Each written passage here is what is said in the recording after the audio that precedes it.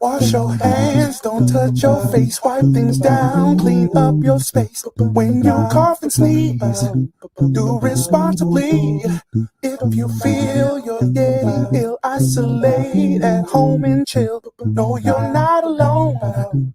Please pick up your phone and call 206-477-3977. King County 206-477-3977. Public Health 206-477-3977. King County 206-477-3977. Public Health Community Radio Station will provide you with more information. Say Rainier Avenue Radio. Your community radio station will provide you with more information. Rainier Avenue Radio. Sunday nights from 9 p.m. to 11 p.m. Pacific Standard Time. It's K-Fox Night Beat with DJ Nastiness. Bringing back the memories. Bringing back the memories. Bringing Seattle's hottest music. Bringing Seattle's hottest music. Rainier Avenue Radio.world. The Urban League of Metropolitan Seattle, empowering communities and changing lives. The Urban League has been there to serve when our community is at its lowest. It's never mattered what the crisis was. The systemic oppression remains constant for those most vulnerable. Here at the Urban League of Metropolitan Seattle, we'll be temporarily adjusting our hours of operation and available services. If you are in need of resources, we recommend that you give us a call at 206-461-3792. To make an appointment, press 0 and speak with the receptionist. Walk-in hours will be from 10 a.m. to 3 p.m. Monday through Friday. And hey, we'll gladly work with you via phone as best as we can if you're exhibiting any signs of illness to assist you with information to save your home, find you a place to sleep, or connect you to job opportunities. The Urban League of Metropolitan Seattle. That's 206-461-3792.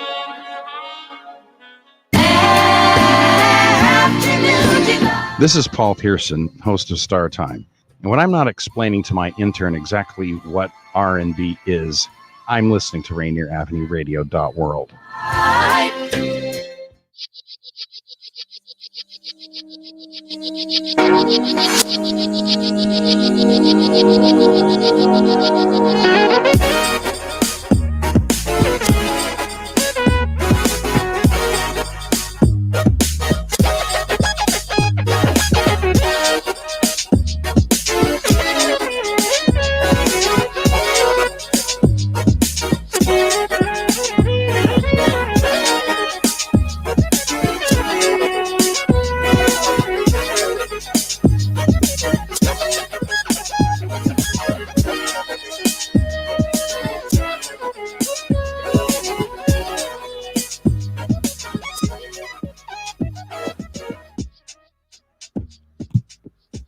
Hello and welcome and tuned in to Rainier Avenue Radio, your community radio station. Momentarily, we will be going live here to Pike Place Market for a special announcement press conference from Seattle Mayor Jenny Durkan announcing a $128 million federal funding act for the downtown recovery. You will find out more and you will hear the words of her shortly right here on your community radio station.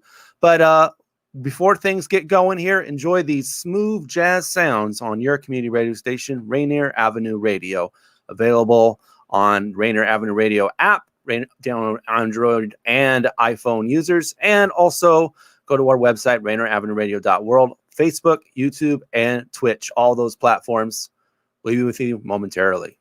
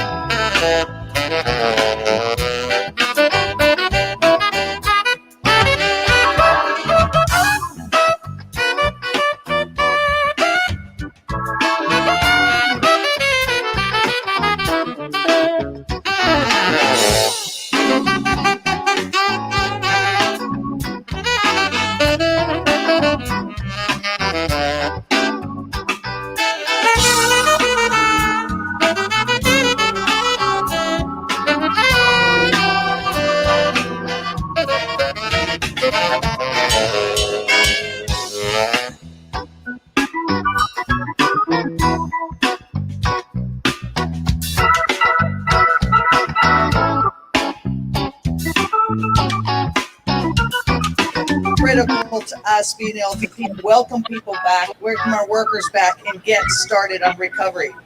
Yesterday, someone referred to it as the Renaissance, and I think that's the best way to look at it. This was a hard 16 months. There's no business, no worker, no family that wasn't touched. We saw our downtown struggling. We saw so many small businesses go out of business forever. We saw windows boarded up. We saw workers stay home. And when those first workers from our companies decided to work from home to help us break the back of the virus, we immediately saw what it did to our small businesses having to close because there are no customers. But we know the route to recovery. We know it has to be equitable, it has to be just, it has to be inclusive, and it has to be focused on bringing our downtown core, not just to where it was before, but stronger, better, more vibrant, and more just and more equitable. So after months of conversation, we were able to convene the stakeholders of downtown businesses, workers, tourism, the like, to say, how do we come back better? And after that, we've decided there's going to be a whole range of things that you're going to be seeing over the coming weeks. We will be increasing programming to close streets and have celebrations here in the downtown core. We're going to reopen small businesses and cultural organizations to bring back that vibrancy of life that every great city has. We will be supporting a summer and fall return for workers and really increasing how do we make our downtown more welcoming, including, increasing the trash cleanup and the graffiti removal. We will be investing more than $9 million on recovery for our small businesses, our workers, our downtown core.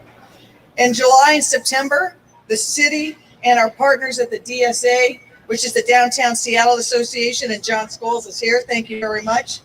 Well, welcome back weeks. These are going to be 2 weeks of really great programming of arts and music and restaurant openings and retail programming, really designed to bring people back here. We're going to have family occasions to bring people back to make sure that people know this is a place they want to be.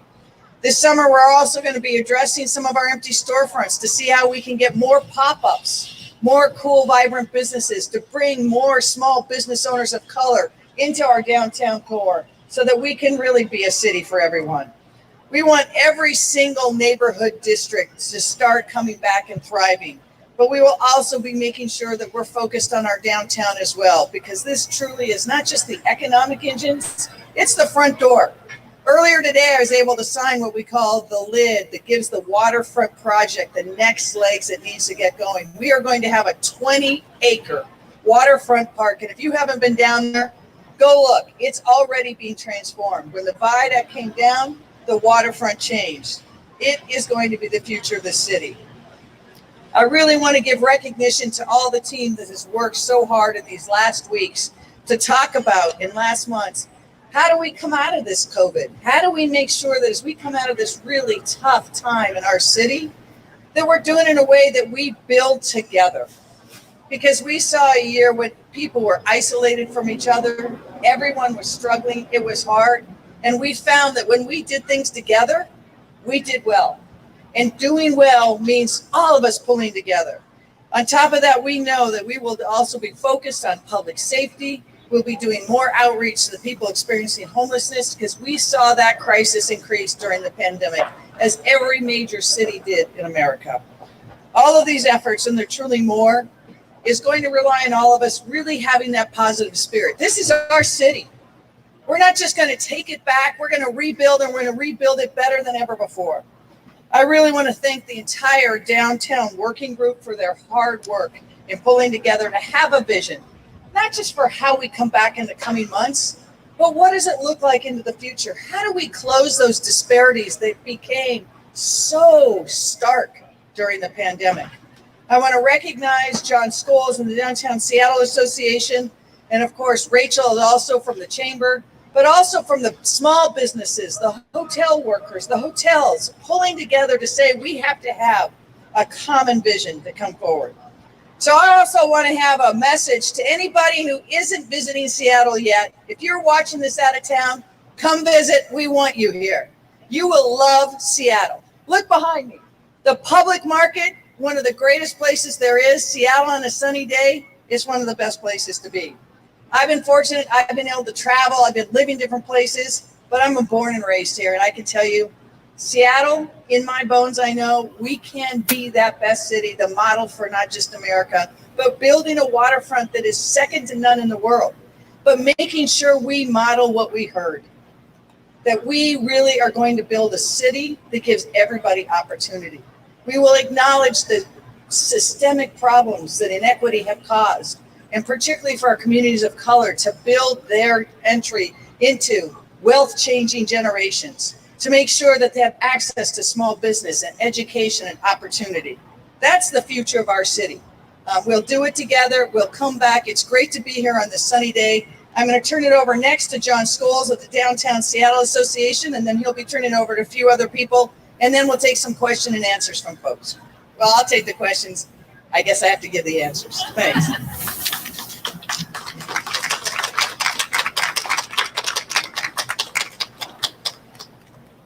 What a great day downtown. What a great day in Seattle. And thank you, Mayor. Thank you for your leadership and the leadership of your administration in getting this city nearly fully vaccinated, and to be the first city in the country to achieve 70% of the 12 and over population being vaccinated. We are in a strong position because of the mayor's leadership, the administration's leadership, and this community stepping up to get those shots, to be the first big city in the country to recover and renew. The basics of what makes a great downtown really haven't changed. People want to be here. They want to experience arts and culture, small businesses, great markets like this one, experiences they can't get anywhere else. To achieve that, we've got to get the basics right. And that's what this announcement is about today, of focusing on the basics of taking care of reopening our downtown, keeping it clean and welcoming, putting on events, supporting our small business, making sure they can reopen their doors to customers and workers, supporting our arts and cultural community, making sure they can open their doors to workers and patrons. We've got a great downtown, and I appreciate the mayor's recognition that what happens here on these 3 square miles of land within our city matters to our entire city, matters to our entire region. There's 14,000 small businesses located here. More than 24 million Seattleites trips to our downtown occurred from Seattleites in 2019. People coming to work, coming to shop, coming to the market, coming to enjoy Seattle Center. This downtown has great relevance to the entire city.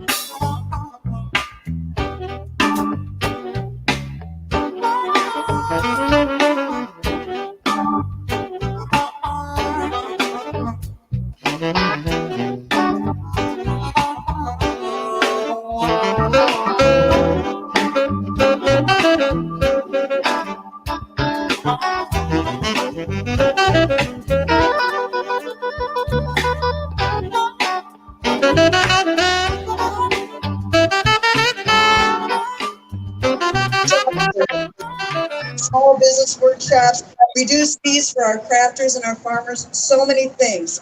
And in addition, we have our Pike Place Market Foundation. They worked with us and they formed the Small Business Fund for our small businesses, something new they just formed this year. And the foundation gave almost $700,000 in grants to our small businesses.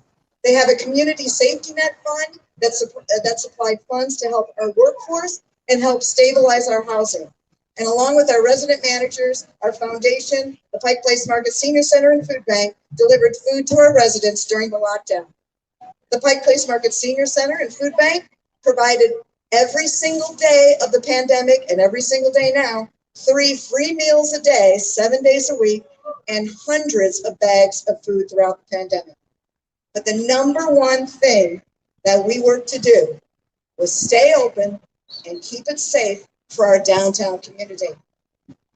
We could see that during that time, Seattle used the market as its touchstone, as its respite. It clearly enforced that the market is indeed the soul of the city. While we've lost businesses, and it's hard because it's our family, it's our community and our family, and it's really sad because people have been here for a very long time. We actually have gained some new businesses, so there's hope. In these last few weeks, we're really joyful. Look, I mean, people are coming back down to the market and coming to downtown, and we are so excited.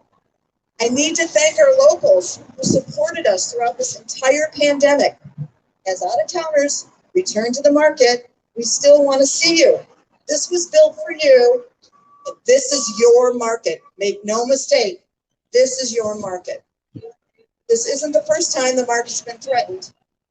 Very interestingly, this is the year we are honoring the 50th anniversary of Keep the Market Vote.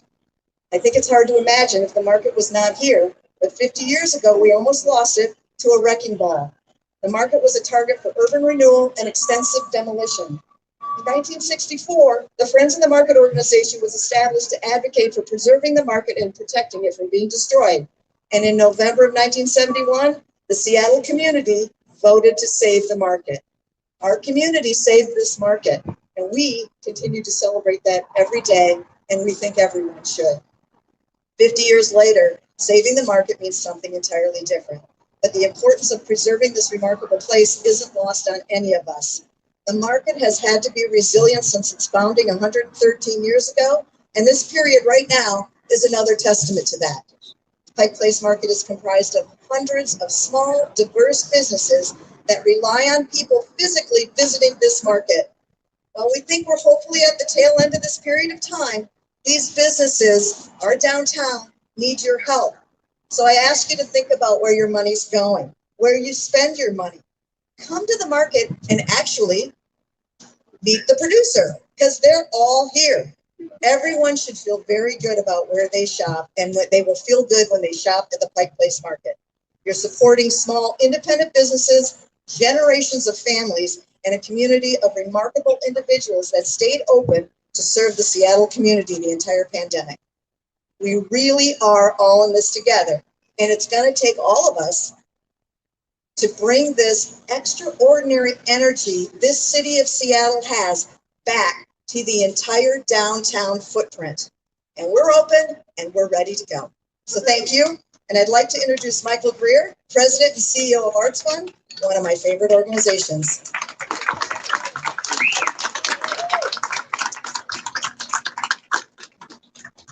Hello, everybody. Thank you, Mayor Durkan, and everyone in attendance. My name is Michael Greer, and I'm the President and CEO at Arts Fund. On behalf of Arts Fund and the rest of the arts and culture community, I'd like to say a couple of words about the role of arts in the reopening of our downtown. Our sector, like so many, has been impacted severely by this pandemic. At the height of all this, we saw that over 76% of the organizations we surveyed had individuals either laid off or furloughed. In addition, those same organizations told us that they were expecting over 56% in earned revenue losses over the same period. That group has not seen anyone in their spaces for over 12 months. And many of them, throughout this pandemic, have continued to put arts and culture into the community from their bedrooms, from their apartments, from their garages, because they've known that arts and culture plays a key role in how our community has been processing the trauma that they have been through over this period. During this period, a friend of mine and a prominent arts leader in the community told me, she said, Michael, we've gotten really good at being closed, but honestly, we have no idea how to reopen. What she meant by that was that with these reduced staffs and reduced revenues, they were facing the challenge of having to rehire, of having to reconfigure their spaces in a way that was more safe than people had come to expect. And they had to make sure that the public understood that their organizations were reopening, that they were safe, and that they were ready for business. Throughout all this, Arts Fund has been a supporter of the entire community. Most recently, we've partnered with the Washington State Department of Commerce to put more than $10 million of relief funding throughout the entire state. Arts Fund believes that public support for the arts matters. We believe that public support is what saw and prevented a full-scale collapse of our industry. And we believe that it will be essential for the successful reopenings of not only our downtown, but our arts and culture institutions across the state. So when you're thinking about what do I need to do this next weekend, I say, come back to Seattle Center, come back to Langston, come back to the Wing Loop Museum, come back to all of the independent venues that not only make Seattle a vibrant community for all of us that are here in this region, but a true destination for the entire world. With that, I'd like to say thank you again and introduce Eric Pettigrew from the Seattle Kraken.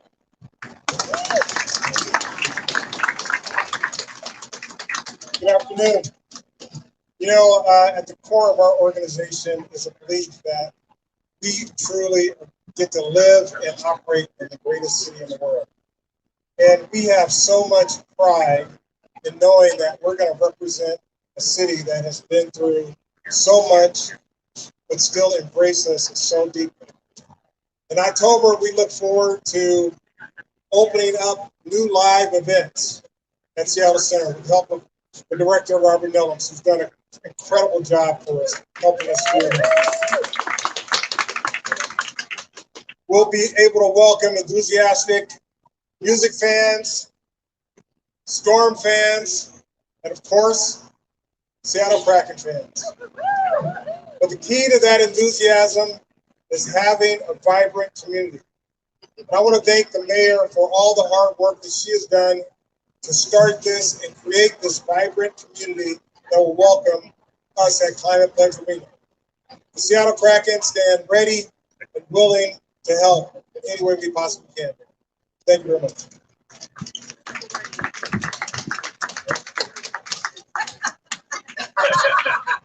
And I'd now like to introduce Gina Hall.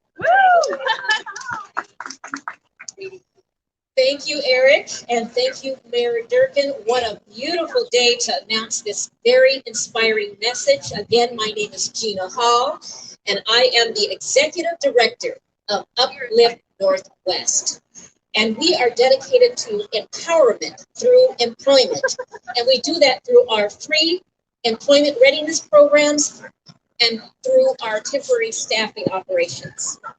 When everything shut down in March of 2020, most of the jobs where we deploy our workers went away. The men and women who depend on our services had nowhere to go, and they were hit the hardest by the pandemic. One of the most common barriers that were encountered by the folks that we serve were they weren't getting their unemployment checks. And it was for a variety of reasons, one of which they didn't have enough hours recorded that would qualify them for unemployment.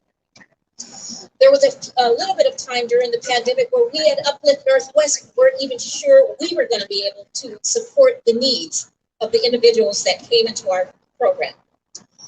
Then an opportunity emerged. And we were able to partner with the City of Seattle Clean Streets Initiative, with the City of Seattle Public Utilities, and then also with King County Litter Abatement Program.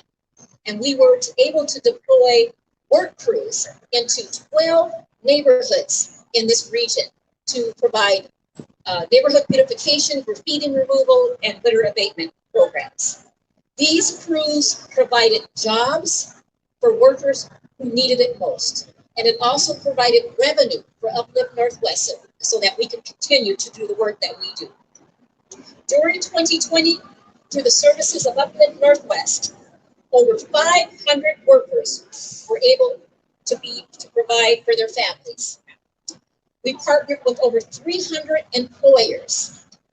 We placed 61 workers into permanent jobs, and 39 of our workers obtained advanced credentials so that they can get onto a pathway to a living wage job. Now I just want to take a few minutes and share a story with you.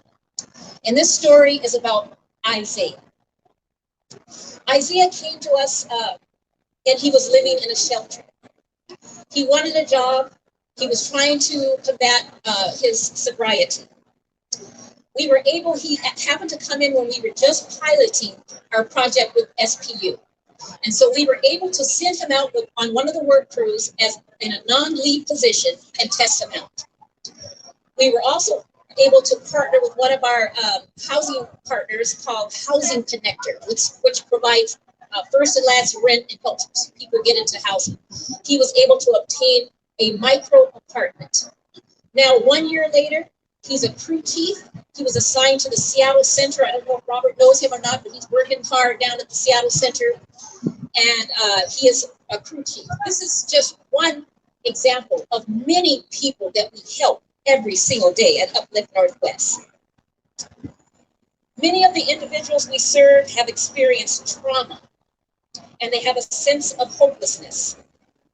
At Uplift Northwest, we provide dignity, we provide an opportunity for new beginnings, and we provide compassion. There are a variety of ways in which you as a community and as individuals can support the individuals that depend on our services every day. First, you can see our neighbors who are struggling as extensions of yourself. Everyone deserves a second chance. Secondly, visit upliftnw.org and consider partnering with us. Every company has entry-level positions that could be a training ground to help people re-enter the workforce. Give me a call.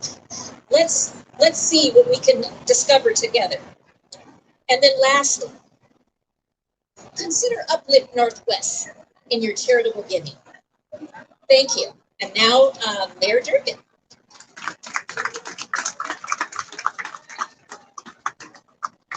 Thank you so much. I mean, I think you see the spirit and just part of it behind me.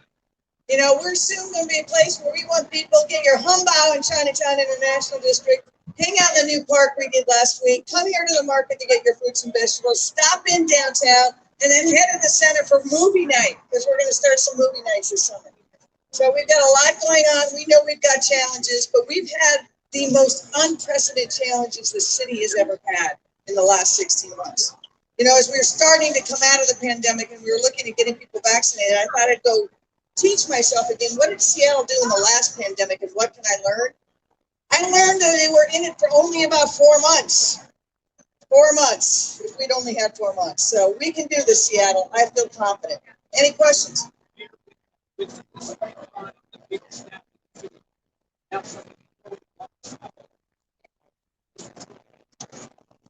We know, excuse me, the question was, with the increasing public safety concerns, particularly around City Hall Park, is this going to be a tough sell? I think the best sell is what's behind me now. And it's the people in here. People are coming to Seattle. We saw last week that one of the businesses in the waterfront had its best day ever. Not just since the pandemic, but ever. We're seeing our hotels start to fill up.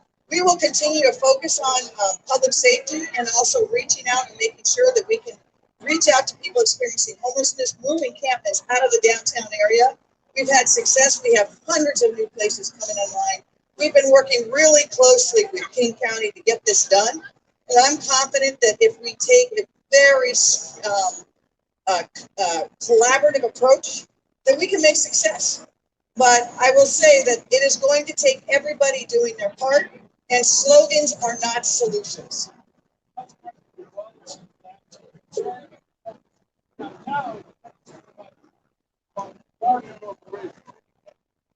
So our downtown really is so vital to the economic recovery, not just of Seattle, but the region. This is where tourists first come. It is responsible for the majority of the tax dollars that fuel our economy, but it's also home to a tremendous number of small businesses. And we saw that the large corporations here, working with those small businesses, gave rise to some of the best restaurants literally in the world, some of the greatest small businesses. And so I think it is really an ecosystem that has to work together and will work together. Mayor, can you talk about what the city has planned for City Hall Park? When will we see a solution there? So the question was, when will we see changes in City Hall Park and what do we have planned? We've been working really closely with the county to get a significant number of outreach workers in there to bring people into safer places, tiny house villages, hotel rooms, and the like. We're in the midst of planning that now. We will continue to work on it with the county, and we will make sure that we do it in a way that restores that park so that it can be enjoyed by everybody. We are very conscious of the fact that, you know, the courthouse will be reopening. We're asking jurors to come back downtown. We're asking all the courthouse employees to be there. And in a collaboration with the county council, I think that we can make great progress. Is there a timeline on that? We were really working with the county, which was taking the first sense in hiring the outreach workers to get people out of that park. And then the Seattle Parks Department will make sure that we can restore and maintain that park. Any other questions? The small businesses who already boxed up everything and left. And here who felt during the pandemic that they have been abandoned on their So the question is, what can you say to the small businesses that had to close and leave for good, or those that felt during the pandemic they've been abandoned? And I will say this is, it was an extraordinarily hard time for every business, small or large, in the downtown core or neighborhood commercial districts, and not just in Seattle. I talk regularly to mayors across the country. We're seeing it in every major city. We worked quickly to do what we could. Before we got any federal relief, we were giving small business relief. We were delivering hot meals to seniors. We were doing all the things we could to provide some of that economic stability. But the pandemic was bigger than any of us. And now we're at a place in a juncture where we have to determine what does our future look like, and we have to make that future. And I think Seattle has shown time and time again through the history of this city that it can come back and be better. We had a city that was destroyed by fire and came back and was better. I lived through the Boeing bust when this city emptied out. We had the 2008 recession. We will come back, but we will only come back if people are willing to roll up their sleeves and do it together.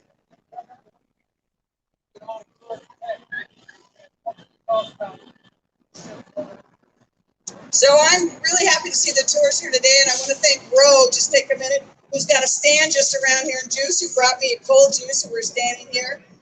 Take time, don't just pack up your cameras and leave. Buy something, and if you're a tourist, spend your money here. We're glad to have you, but we want you to spend your money.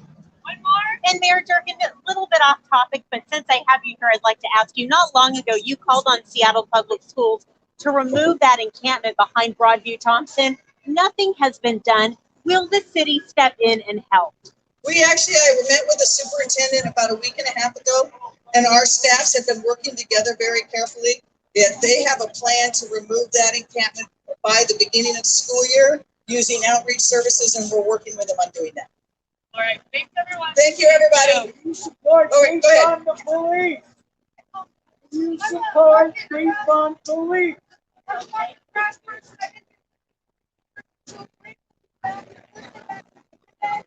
And I just want to say thank you. Thank you. Thank you.